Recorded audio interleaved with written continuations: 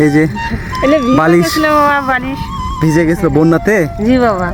ও আচ্ছা, মানে কাপড় সম্পূর্ণ ভিজে গেছিল, তাকে রোদে আজকে ড্রাই করলাম। আচ্ছা আচ্ছা আচ্ছা, মানে একদম রুমে উঠছিল পানি। জি বাবা।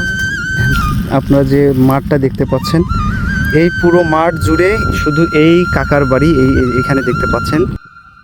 ভাবুন তো, চারদিকে যতদূর চোখ যায় শুধু চর, কোনো পাড়া নেই, কোনো বাজার নেই, নেই পাশাপাশি কোনো বাড়িঘর। আর এই বিশাল চর জুড়ে রয়েছে মাত্র একটি বাড়ি, সেই বাড়িতে বসবাস করে একটি পরিবার। দিনের বেলায় চারদিকে যতটা নীরবতা, রাতে সেই নীরবতা যেন আরো গভীর হয়ে যায়। কিভাবে কাটে তাদের দিন? বিপদে পড়লে তারা কার কাছে যায়?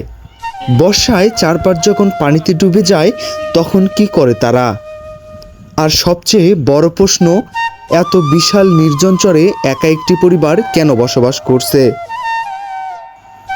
আজ আমরা সেই একমাত্র বাড়ির ভিতরে যাব, শুনবো এই পরিবারের গল্প আর জানার চেষ্টা করব শূন্য চরে একটি মাত্র বাড়িতে কিভাবে চলে একটি সংসার।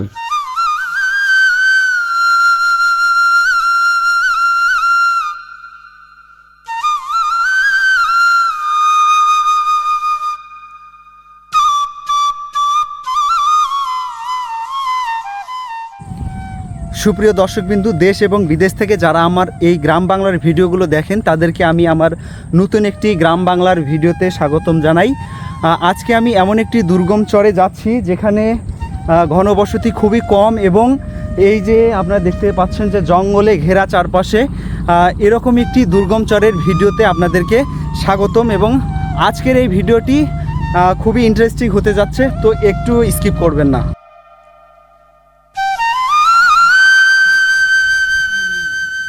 তো চলুন বন্ধুরা, এই গহীন বালুচরে একাকী বসবাস করা এক নদী ভাঙ্গন দুঃখী মানুষের গল্প শুনে আসি।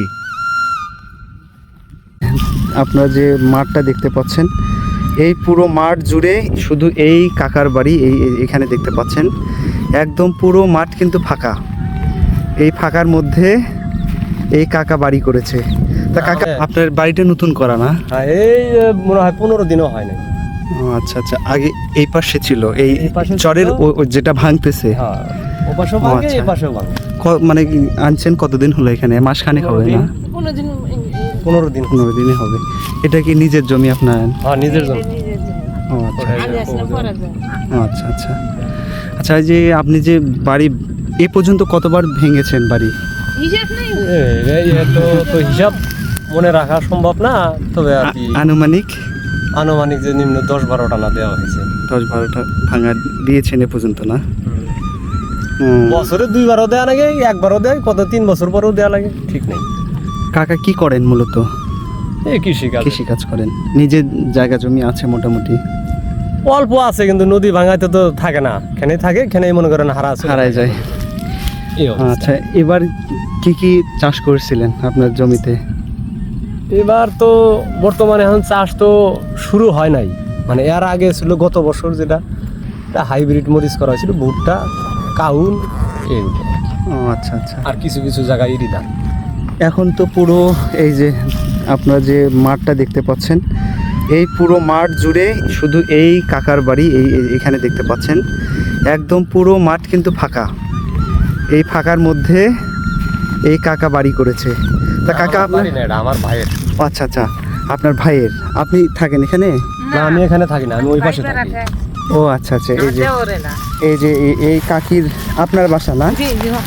যে ভয় লাগে না যে আপনার এই যে একটি যে বাড়ি, মানে এই পাশ আশেপাশে যে বাড়ি নাই, ভয় লাগে না? বাবা, কোনো কিছু ভয়ের কারণ নেই বাবা। ভয় লাগে না? না বাবা। আচ্ছা, এই যে আপনার গরু আছে কি? দুটো আছে বাবা। বাতান দেখা যাচ্ছে।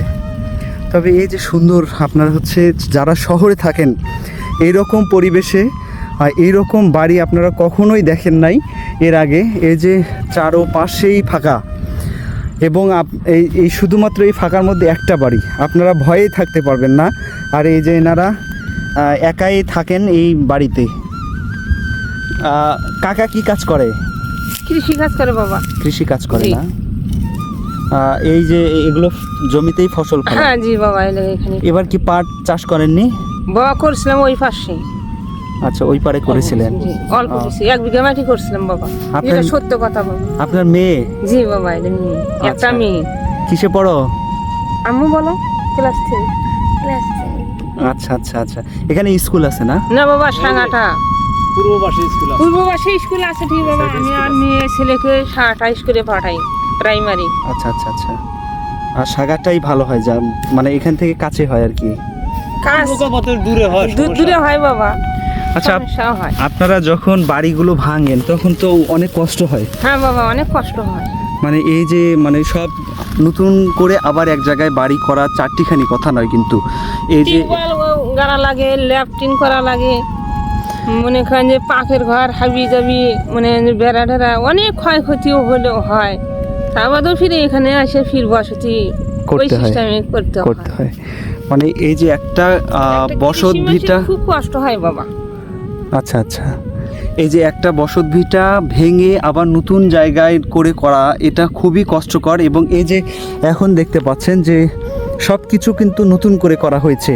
আবার যখন নদী ভাঙা শুরু হবে আর যখন এই দিকে নদীর কিনার চলে আসবে, তখন কিন্তু আবার এই বাড়ি ভেঙে অন্য কোথাও যেতে হবে, তাই তো? জি বাবা, জি জি। আচ্ছা আচ্ছা, আপনার জীবনের সবচেয়ে কষ্টের জিনিস কোনটা? মানে এই চরের মধ্যে সবচেয়ে কষ্ট কখন বেশি লাগে? বন্যার টাইমে বাবা যখন কষ্ট বেশি হলো তোমার বাড়ি ভাঙাই বেশি কষ্ট। বাড়ি ভাঙায় বেশি বাড়ি কষ্ট ঘর লাগে। ভাঙাচুরা করলে তখন লোকজন পাওয়া যায় না, খুবই কষ্ট হয়। এটাই হলো প্রধান কষ্ট, আর রাস্তাঘাট নাই। আচ্ছা আচ্ছা, এই যে এগুলো জমিতে কি পানি ওঠে হ্যাঁ বাবা। বন্যার সময়? হ্যাঁ, বন্যার সময় পানি ওঠে বাবা। এর মধ্যে এই যে একটা বন্যা মনে হয় হয়ে গেল কিছুদিন আগে, পানি উঠছিল না? হ্যাঁ জি বাবা, পানি উঠছে। এই যে এই জমিগুলোতে কিন্তু পানি উঠছিল, কিছুদিন আগেই বন্যা হয়ে গেল। কাকা কোথায় থাকেন? বাসায় থাকে বা কাজ করতে গেছে তো। কাজ করতে গেছে না? কৃষি কাজ করে? জি বাবা, কৃষি কাজ। আচ্ছা আচ্ছা, এই নিজের বাইরে কাজ না করলে বাবা পেট তো আর দোয়াই লাগবে আমাদের। আচ্ছা আচ্ছা ছেলে মেয়েদের ভাত খাওয়া লাগবে না। আচ্ছা, আপনার আপনার বাবার বাসা কোথায়? আমার বাবার বাসায় তো এই চরেই? এই সরেই। আচ্ছা আচ্ছা, এই যে সুন্দর একটি বাড়ি, এবং এই যে কাকি এখানে বসে গল্প করতেছিলেন। কি করতেছিলেন কাকি এখানে? এই যে এলে ভিজে বালিশ। গেছিল বাবা, বালিশ। ভিজে গেছিল বন্যাতে? জি বাবা, ও আচ্ছা, মানে টাকা ওর সম্পূর্ণ ভিজে গেছিল, তাকে রোদে আজকে ড্রাই করলাম। আচ্ছা আচ্ছা আচ্ছা, মানে একদম রুমে উঠছিল হ্যাঁ, পানি? জি বাবা। আচ্ছা, তখন কষ্ট তো অনেক কষ্ট হয় বন্যার হ্যাঁ সময়। বাবা, অনেক কষ্ট হয়। ওই যে তখন আপনারা কি এখানেই থাকেন নাকি অন্য কোথাও চলে যান? আশ্রয় মনে করেন যে দেখলাম যে কুলে আর হয় না, হয়তো একটা কেন্দ্র চলে যান। চলে যাওয়া লাগে। আচ্ছা আচ্ছা, সমস্যা আর হয়। আর হচ্ছে যখন বন্যা হয় আপনারা এই যে ভারী জিনিসপত্র যেগুলো থাকে এগুলো কি অন্য কোথাও নিয়ে যেতে পারেন? হ্যাঁ, নিয়ে যাওয়া লাগে বাবা, কিছু সমস্ত যেটুকু সেটুকু তো নেওয়া লাগবে। আচ্ছা আচ্ছা, আপনার হচ্ছে গরু ছাগলগুলো তখন কোথায় নেন?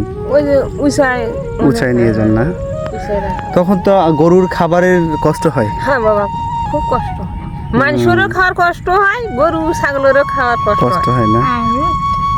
হুম। আপনি সুন্দর একটি বাড়ি বানিয়েছেন এখানে, একদম চর, পুরো চর ফাঁকা, এবং এই কাকি এবং কাকা এবং হচ্ছে তার মেয়ে, 3 জন। আপনার পরিবারে কয়জন সদস্য? আমার পরিবারে 4 ছেলে মেয়ে, আমরা 2 জন, এই 6 জন। ও আচ্ছা, 6 জন। এখন আছেন কয়জন, মানে বাড়িতে থাকেন আমাদের কয়জন? বাসায় আছে 3 ছেলে মেয়ে, আমরা 5 জন আছি। 5 জন না? বাইরে 1 ছেলে গেছে বাবা বাড়ি। আচ্ছা টাকা আচ্ছা পয়সা আচ্ছা, কিছু দরকার, স্মরণ করা লাভ নেই। না ঠিক আছে, এই আপনি চরের, ছেলের মতনই। না ঠিক আছে, চরের মানুষের কষ্ট খুবই কষ্ট। এই যে নদী ভাঙ্গি, আমি একটু ভিতরে যেতে পারি তো? আচ্ছা বাবা, আচ্ছা, সমস্যা নেই, যেতে পারে। এই যে নদী ভেঙে মানে নতুন করে আবার বাড়ি করেছে এখানে, এই দেখতে পাচ্ছেন। এই যে বাথান বানিয়েছে এখানে, বাতান না এটা কাকি? গরু রাখার না? এই যে গরু রাখার বাথান বানিয়েছে এখানে, কিন্তু এখন পর্যন্ত খুব একটা ভালো চালা দিতে পারেনি, কারণ এই যে অর্থ কষ্ট। নদী ভাঙন মানেই তো বোঝেনি, সব সময় টাকা পয়সার দরকার। এই যে সুন্দর একটি চরে বাড়ি করেছে। এই যে আমি একটু ভিতরে প্রবেশ, বাবা, দেখো, সমস্যা নেই, দেখেন। এই যে আমি একটু বাড়ির ভিতরে প্রবেশ করতেছি কাকির। এটা হচ্ছে কাকির রান্নার রুম না কাকি? এই যে এখানে খড়ি মাচায় খড়ি রেখেছে। রান্না করেছেন আজকে না? আচ্ছা আচ্ছা, এই যে কাকি মনে হয় কিছুক্ষণ আগেই রান্না করলেন। এই যে নতুন করে বাড়ি দিয়েছে সুন্দর, এই যে পাট খড়ি, তারপরে ছন খড়ি, ছন না এগুলো ছন দিয়ে, এই যে সুন্দর কিছু হাঁসও আছে। কয়টা হাঁস আছে কাকি? 6টা। এই যে এই হাঁসগুলো নদীতে যায় না, তাহলে পানি কোথায় খায়? পানি যে নদী থেকে তুলে নিয়ে এসে ও এখানে দিতে হয়।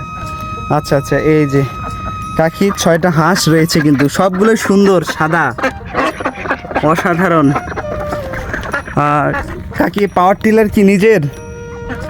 ও আচ্ছা আচ্ছা, এই যে কাকির আধুনিক যন্ত্রপাতি, এটা হচ্ছে আধুনিক যন্ত্র, হাল চাষের জন্য ব্যবহার করা হয়। চরে কিছুটা ব্যবহার করা হয়, আগের মতো আর সনাতন পদ্ধতি এখানে ব্যবহার করা হয় না। এখন এই হাল ট্রাক্টর দিয়ে জমি চাষ করা হয়। এই যে এখানে কিছু খড় রেখেছেন। কাকি কয়টা গরু আপনার? 2টা। এই যে এইটুকু পল দিয়ে বছর যাবে? যাবে না ও। আচ্ছা আচ্ছা, এই যে এপাশে মনে হয় গরু রাখার জায়গা না? এই যে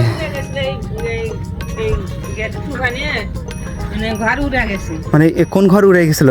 এই যে এই গোলঘরটা উড়ে গেছে তুফানে। তুফানে এই বছর? জি বাবা, আমার অনেক আচ্ছা, ক্ষতি আচ্ছা। হয়েছে। এই একটা সোলার কিনছিলাম, এই যে সোলারটা নেই মনে হয় এখন, হ্যাঁ, নষ্ট উড়ে- হয়ে গেছে। নষ্ট ও হয়ে গেছে। উড়ে গেছে। উড়ে গেছে বাবা, তাহলে তো অনেক বাতাস হয়েছিল। আমার অনেক ক্ষতি হয়েছে বাবা।